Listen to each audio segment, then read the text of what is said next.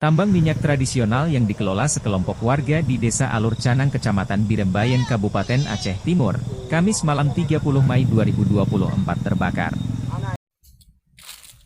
Polisi akan mengusut kasus ini dan mengungkap siapa yang memodali tambang ilegal yang telah beroperasi sejak lama tersebut. Insiden di Alur Canang itu adalah kebakaran sekitar lebih kurang 2 hektar ya, kebun karet milik masyarakat. Di sana itu ada pengeboran minyak ilegal yang dilakukan beberapa kelompok masyarakat, sehingga akibat dari mereka pengeboran yang tradisional yang dilakukan oleh masyarakat, ya tadi malam terjadi kebakaran. Ternyata katanya ada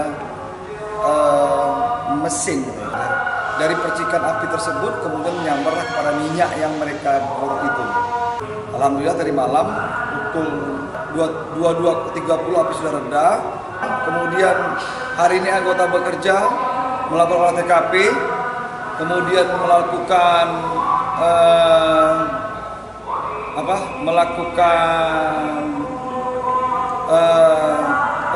persiapan kepentingan penyidikan fakta-fakta hukum yang ada di sana.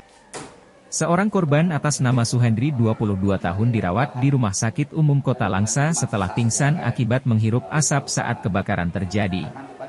Korban saat ini masih menjalani perawatan. Kepala Bidang Pelayanan RSUD Langsa Dr. Doni mengatakan, kondisi korban saat ini sudah mulai membaik.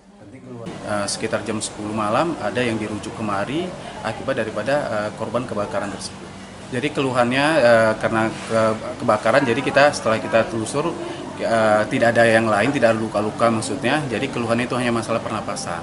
Ya, jadi mungkin karena terhirup begitu banyaknya asap di sana, jadi sehingga mengakibatkan sesak napas, dia bahkan sampai pingsan dia di awalnya dibawa kayak gini. Tapi alhamdulillah kondisinya pagi ini sudah mulai membaik, sudah dalam perawatan kita di sini. Kebakaran tambang minyak tradisional itu kini telah berhasil dipadamkan. Sekitar 2 hektar kebun keren yang di dalam terdapat sumur minyak terbakar akibat penambangan minyak secara ilegal tersebut. Dari Aceh Timur, Tim Liputan Aceh Video.